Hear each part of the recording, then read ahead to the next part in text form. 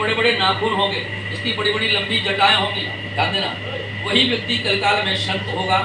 बाड़े नक्ष जटा विशाला तापस भेद सोई कलकाला, कलकाल में उसे लोग तपस्वी कहेंगे। और मिथ्यारंभ दम अतियोगी, जो मिथ्यावादी हो, जो दम्भी हो, जो पाखंडी हो ना, उसको क्या कहेंगे? बोले बहुत बड़ा ये संत है, बहुत बड़ा ये वैरागी है। ब्रह्मा जी से निवेदन किया गया, हे ब्रह्मा, आप अपने शरीर से सृष्टि पैदा करो।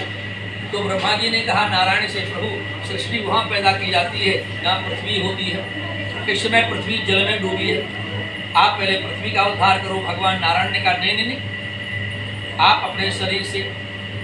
तो ब्रह्मा जी ने कहा बिना माया के संतान कैसे होगी? जब माया होगी तभी तो संतान होगी। भगवान विष्णु ने कहा ब्रह्मा से, हे ब्रह्मा, आप अजन्मा हैं, आप में शक्ति शक्तिवान दोनों विराजमान हैं। ब्रह्मा जी ने नेत्र बंद किए, अपने शरीर से एक नहीं, दो नहीं, 10 प्रकार के पुत्र पैदा किए। पहला पुत्र ब्रह्मा जी ने मन से पैदा किया, दूसरा पुत्र ब्रह्मा जी ने नेत्र से पैदा किया, तीसरा पुत्र ब्रह्मा जी ने प्राण से पैदा किया, एक पुत्र ब्रह्मा जी ने कर से पैदा किया, एक पुत्र ब्रह्मा जी ने अपने रोम से पैदा किया, एक पुत्र ब्रह्मा जी ने गोद से पैदा किया, और अंतिम पुत्र ब्रह्मा जी ने अपने पैर के नाखून के अग्रभाग से पैदा किया। इन सबके नामकरण संस्कार किए गए। आज क्या हो रहा है? ये कथा सुना रहा हूं। जब इनके नामकरण संस्कार का समय आया तो भगवान विष्णु से कहा गया नाम कौन रखेगा? स्वयं भगवान नारायण पधारे। जो मन से पुत्र पैदा हुआ था उसका नाम मरीचि ऋषि रखा गया, जो नेत्र से पुत्र पैदा हुआ था उसका नाम अत्रि ऋषि रखा गया, जो अनुसुईया के पति कहलाए गए। जो प्राण से पुत्र पैदा हुआ उसी पुत्र का नाम वशिष्ठ मुनि रखा गया, जो भगवान राम के गुरु कहलाए गए, जिनकी कृपा से घर में खुशियां हुई।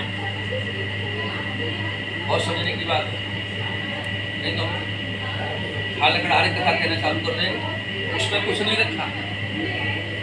जो कर से पुत्र पैदा हुआ उस बेटे का नाम कृतु ऋषि रखा गया, जो रोम से पुत्र पैदा हुआ उसका नाम भृगु ऋषि रखा गया, जिसने पूरे भारतवर्ष में ज्योतिष का आविष्कार किया। जो ब्रह्मा जी की गोद से पुत्र पैदा होता है उसी बेटे का नाम देवर्षि नारद पड़ा। देवर्षि समझ में आ रही है ना कथा? और जो पैर से पुत्र पैदा हुआ मुखे से उसी बेटे का नाम दक्ष प्रजापति हुआ, जिसकी पुत्री सती हुई, जो भगवान शंकर को विवाही गई।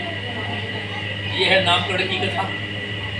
जब सबके नामकरण संस्कार कर दिए गए, सब बच्चे सियाने हो गए, सबकी शादी का विषय आया, ब्रह्मा ने सबकी शादी कर दी, लेकिन देवर्षि नारद जी की शादी नहीं की। तो नारद जी के मन में विकार पैदा हो गया, मेरे पिताजी ने मेरे साथ में अच्छा व्यवहार नहीं किया, राजा मैं ऐसे ब्रह्मलोक का प्रत्याग करता हूँ। जैसे ही का ब्रह्मलोक का प्रत्याग करता हूँ, ब्रह्मा जी ने भगवान विष्णु से निवेदन किया, हे प्रभु, जैसे तैसे तो प्रारब्ध में पुत्र आया था, भाग्य में संतान आई थी और वो भी घर छोड़ करके जा रही है, इसे रोको। भगवान विष्णु ने कहा कर्तुम स्व कर्तुम अकर्तुम स्व, अन्यथा जो तुम्हारे भाग्य में लिखा है वही होगा। मेरा मन करता है तो मैं कभी कभी ये मूल कथा सुनाता हूँ।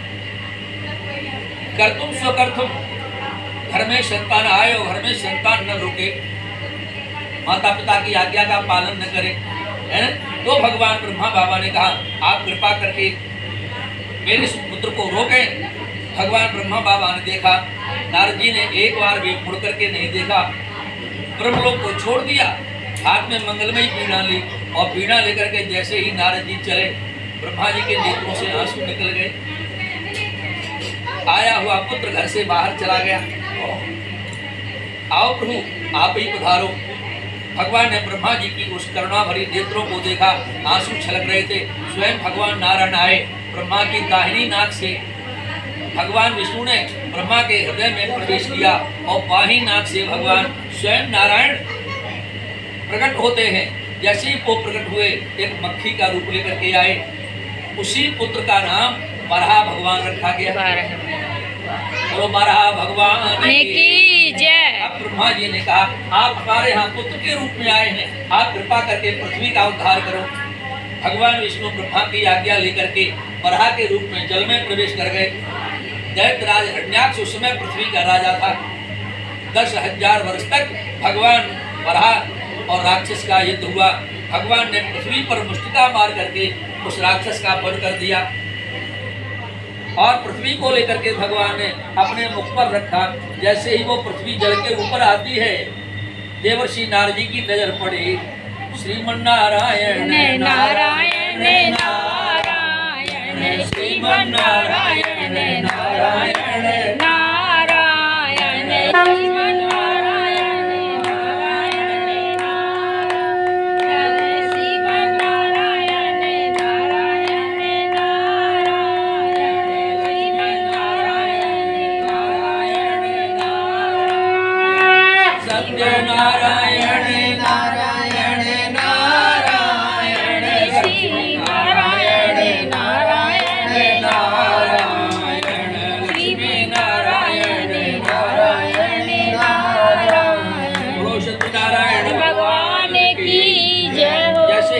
का दर्शन हुआ है तो सब ऋषि मुनियों ने पृथ्वी की वंदना की, पृथ्वी पर हाथ रखा और धीरे से निवेदन किया, हे माँ तुम धरती जगत जननी माँ हो।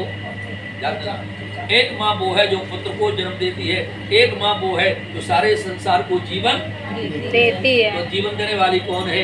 बोले धरती माँ माता की जय। और ध्यान सुने, इसका नाम धरती माँ है। बोले क्यों?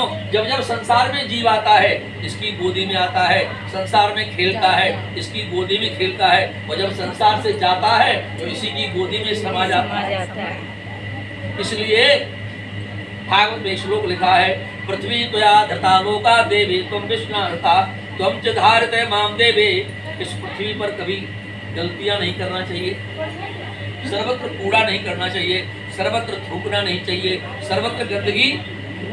आधा कमरा झाड़ा, यहाँ छोड़ दिया, यहाँ पोछा डाला, वहाँ छोड़ दिया, वो घर दरिद्र हो जाता है। बोलो अच्छा सही बताना, जब आप भोजन करते हैं तो एक गिलास खाते हैं या पूरा चट्टा चट्टा? बोलो बोलो, 4 6 तो चली देर, एक पूरी तो खा के नहीं बैठते ना, आधी पूरी खा के बैठते। भगवान कहते हैं जब स्नान करते हैं तो केवल कान नहीं धोते, सिर से लेकर के पैरों तक नहाते हैं, कपड़े पहनते हैं तो पूरे शरीर को ढक लेते हैं। घर में जब झाड़ू पोछा लगता है तो कोने से लेकर के गेट तक बराबर। तो भोजन भरपेट होता है, कपड़े पूरे पहने जाते हैं, स्नान पूरे शरीर का होता है। ध्यान देना, झाड़ू पोछा पूरे मकान में लगता है। परमात्मा कहते हैं फिर भजन में कंजूसी क्यों की जाती है? वो भी तो पूरा होना चाहिए ना। सही बात। नारद जी ने प्रश्न किया ऋषियों के सामने आकर के, या भगवान ब्रह्मा बाबा भगवान विष्णु से प्रश्न करते हैं, आपने हम पर कृपा की है। बोले क्यों?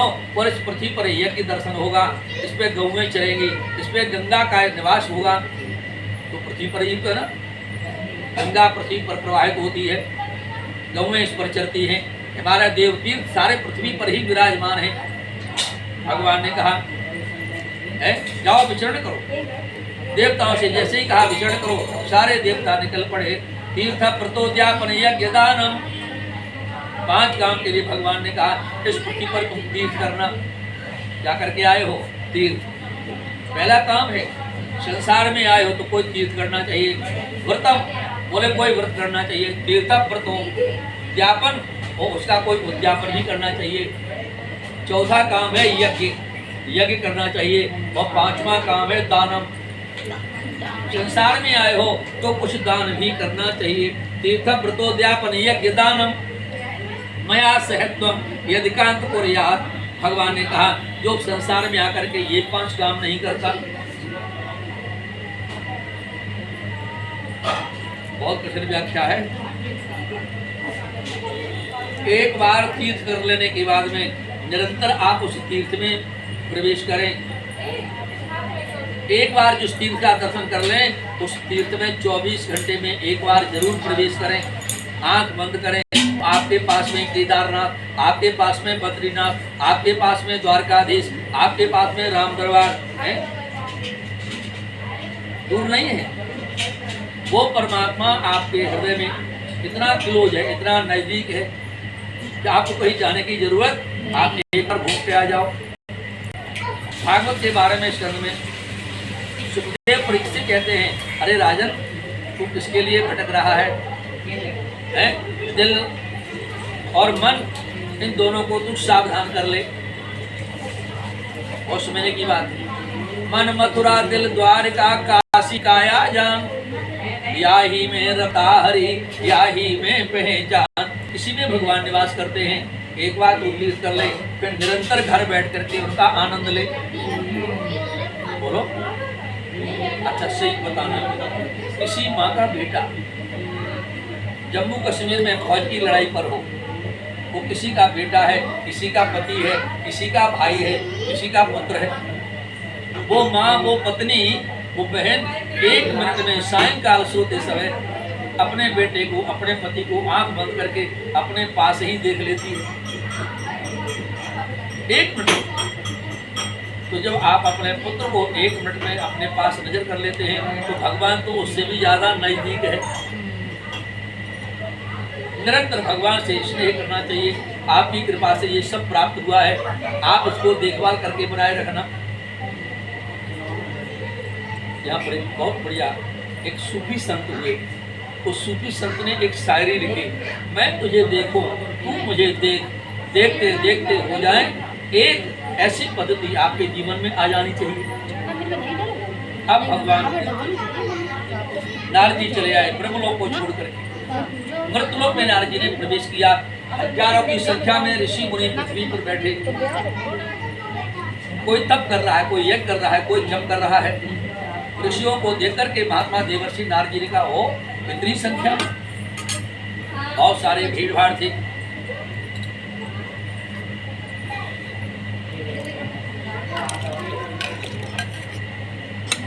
बोलो गोविंद भगवान की जय हो। उसी के मध्य में महात्मा वेदव्यास जी के पुत्र श्री सूती महाराज बैठे थे। सूती की नजर पड़ी, ऋषियों से कहा, हे ऋषियों, आप सबका जीवन मंगलमय हो गया। बोले क्यों? बोले आपके मंगल व्रत में, मंगल तीर्थ में, बोले एक महात्मा ब्रह्मलोक से मृतलोक में आ गया। बोले कौन है? देखा सामने नारद जी की नजर पड़ी, ओ ये ब्रह्मलोक छोड़ करके आए थे। सूती ने आदेश दिया, जाओ सब इनको मिलकर के दंडवत प्रणाम करो। सारे ऋषि दौड़े, महात्मा नारद जी को जैसे ही प्रणाम किया तो दोनों हाथ ऐसे कर लिए, नेत्र बंद कर लिए, सिर नीचा करके जैसे ही प्रणाम किया तो नारद जी को ये अभिवादन अच्छा नहीं लगा। बोले क्यों? बोले मैं इनके घर आया और इन्होंने दरवाजे बंद कर लिए।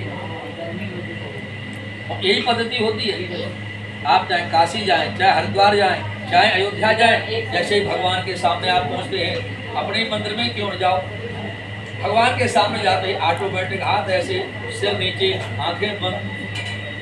और भीड़ भाड़ बहुत होती है, पीछे से धक्का लगा, आगे 10 फुट चले गए, आगे 10 फुट चले गए, मन में विचार आया, अच्छे मन से दर्शन नहीं हो पाया। अब वैष्णो देवी में ऐसा हो तो फिर नंबर लगाओ, फिर टोकन लगाओ। बोलो।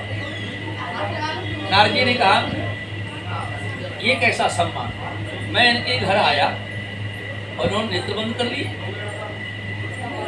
जैसे यहाँ कथा हो रही है, ये 4 मान मनाओ को बुलाएं, मोहल्ला पड़ोस में बुलौआ दे दें, आज हमारे घर में कथा हो रही है, और बुलौआ दे करके और गेट की कुंडी लगाए दे। क्या मतलब? कोई मतलब था? अब भगवान ने जब निवेदन किया ऋषियों से, तो ऋषियों ने कहा, प्रभु नेत्र बंद करके। महात्मा तो आगे निकल गया। महाराज श्री सूची ने कहा, जाओ पुनः दंडवत प्रणाम करो। ऋषियों ने पुनः दंडवत ऋषि प्रणाम किया। तो नारद जी ने पूछा, भैया ये क्या स्वागत की पद्धति है? बोले क्यों? बोले आवत ही हर से नहीं और नैनन नहीं सने, तुलसी वहां न जाइए कंचन वर से। बोले आने से मन में प्रसन्नता न हो। आजकल की प्रसन्नता तो खुशी पे टांग दो। रात्रि के 10, 11, 12 बजे कोई मान मना कोई रिश्तेदार घर में आ जाए, कुंडी खटखटाए, बोले कौन? बोले हम फूफा जी हैं। ओहो, घर में बीपी हाई हो, चाय बनानी पड़ेगी, रात में रोटी कौन बनाएगा? अब तो रिश्तेदार गुरु जी ऐसे में खाए के हाल लगे, अब तो मजबूरी है। खोली जाए। तो भगवान ने कहा, हाँ खोली जाएगी। भगवान ने निवेदन किया, बोले कोई बात नहीं, आपका स्वागत है, आप पधारो। नारद जी ने कहा चलो मैं आपके स्वागत को स्वीकार करता हूँ, लेकिन एक बात बताओ, इतनी भीड़ भाड़ के साथ आप लोग क्या कर रहे हो? आप लोग कर क्या रहे हो? ऋषियों ने धीरे से कहा प्रभु आप क्या बताएं? महात्मा सूत जी ने कहा यही समय मंगलमय है, आप अपने हृदय की बात को कह दो। ओ मंगल भवन मंगल हारी दशरथ जय विहारी, मंगल भवन मंगल हारी उमा सहित जय जपत पुरारी। इसलिए मंगलम भगवान विष्णु मंगलम गरुड़ध्वजा मंगलम पुंडरीकाक्ष मंगलाय तनो। भगवान ही मंगल करने वाले हैं। जब भगवान ही मंगल करने वाले हैं तो उनकी मांगलिक बेला में हमारे आपके जीवन को ऋषियों ने कहा अच्छा तो एक काम करो, तो आप इतनी भीड़ भाड़ के साथ में कहो। ऋषियों ने कहा प्रभु हम जितने भी प्राणी संसार में हैं सभी अपने किए हुए कर्मों का फल भोग रहे हैं। आप कोई ऐसा उपाय बता दो जिससे इस भव सागर से हमारा बेड़ा पार हो जाए। महात्मा नारद जी ने सुना, मन गदगद हो गया, एकदम मन से धीरे से बोल पड़े एक काम करो। बोले क्या? अपने अपने घर जाओ, यज्ञात भवत पर्जन्यो, आप घर जाकर के यज्ञ करें। ऋषियों ने कहा प्रभु यज्ञ कैसे? यज्ञ तो हो नहीं सकता। बोले बलिना वैष्णवो कृतो यज्ञ। नित्य जिस घर में बलि वैष्णव यज्ञ नहीं होता उस घर में अमंगलता पैदा होती है, दरिद्र पैदा होता है, लोग घर में रोगी हो जाते हैं। ऋषियों ने धीरे से पूछा महाराज ये बलि वैष्णव यज्ञ क्या है?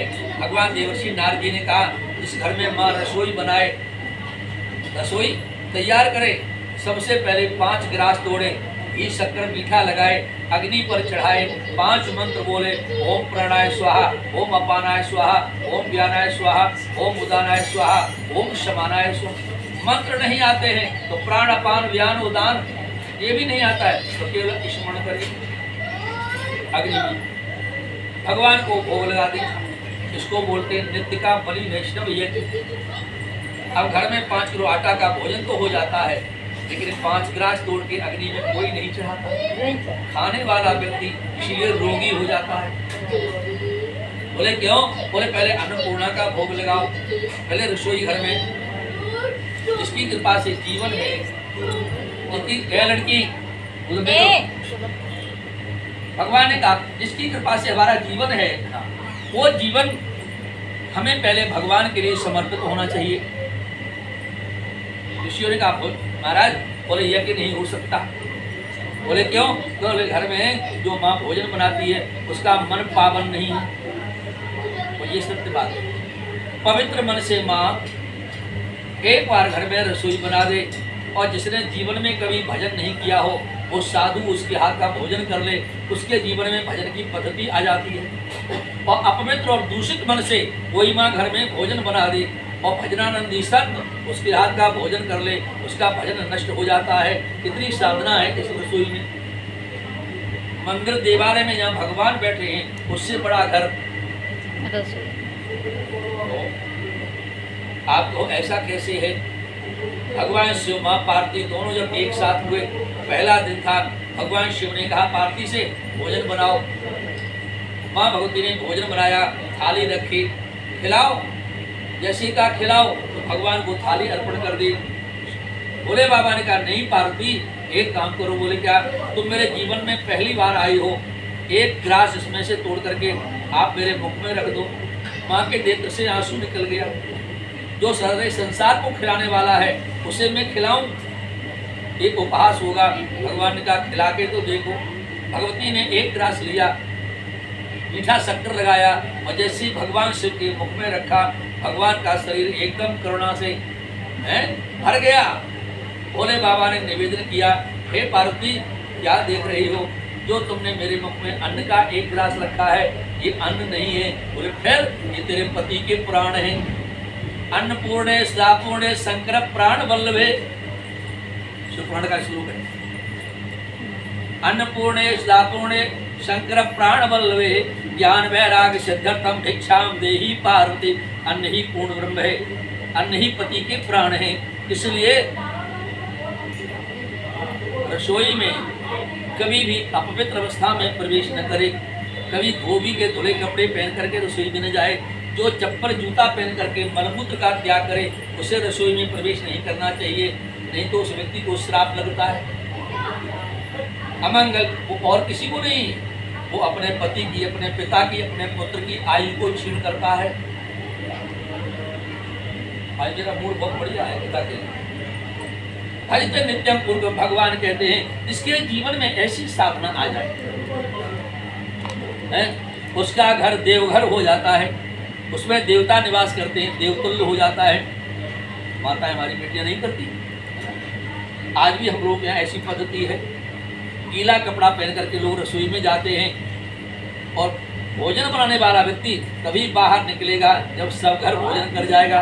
बोलो गोविंद भगवान की, पंडित जी के लिए पानी। श्रीमन नारायण नारायण नारायण श्रीमन नारायण नारायण श्रीमन नारायण नारायण नारायण श्रीमन नारायण नारायण नारायण भजमन नारायण नारायण नारायण बद्री नारायण नारायण नारायण सत्य नारायण नारायण नारायण सत्य नारायण नारायण नारायण ओ लक्ष्मी नारायण भगवान की जय हो। ऋषियों ने कहा प्रभु यज्ञ नहीं होगा तो महात्मा नारद जी बोले एक काम करो। बोले क्या? बोले भजते पूर्व गमृत्यम, बोले घर में भजन करो।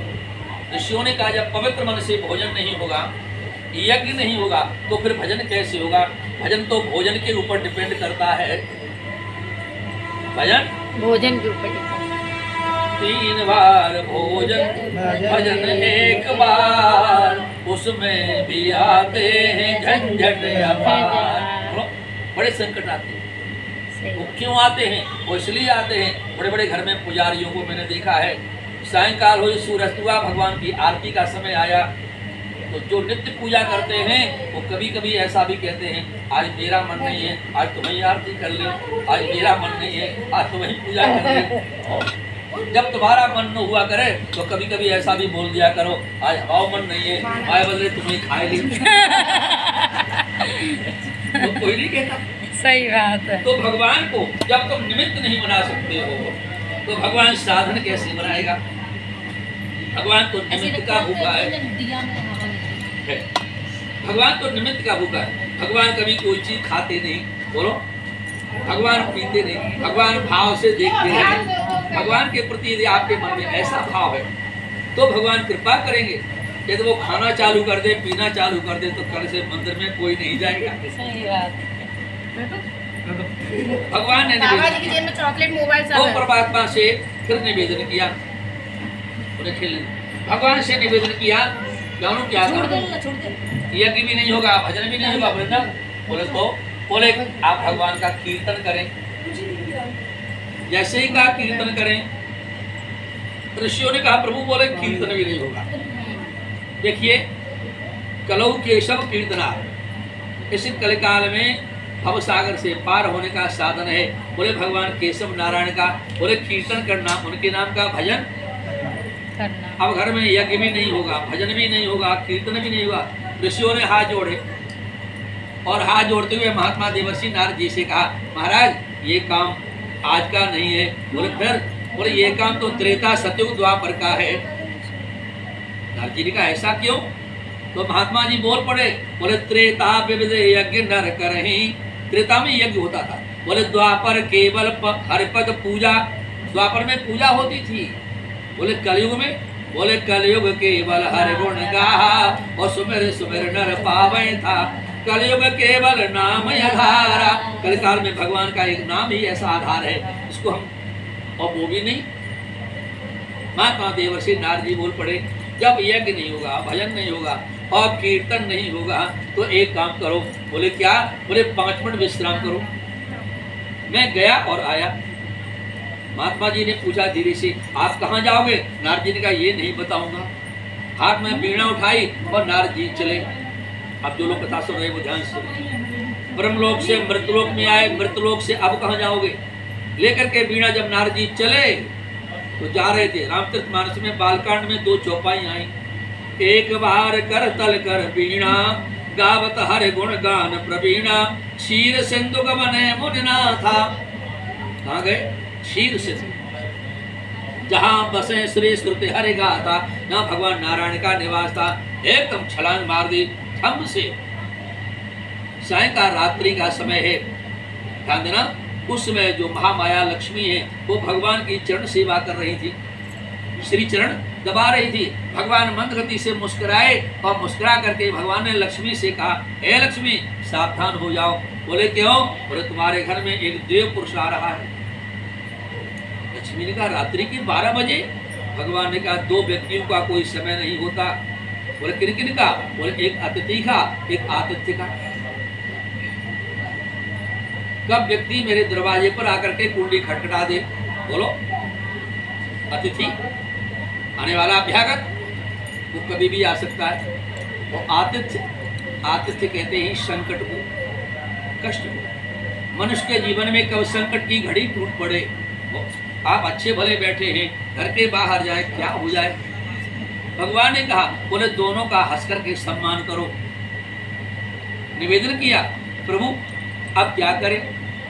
भगवान ने धीरे से कहा, लक्ष्मी जाओ, आए हुए एक साधु का सम्मान करो, जाओ। लक्ष्मी ने कहा, नहीं प्रभु, इस समय हम तो अपने स्वामित्व धर्म में तत्पर हैं। भगवान ने कहा, क्या धर्म है तुम्हारा, ये तो बताओ।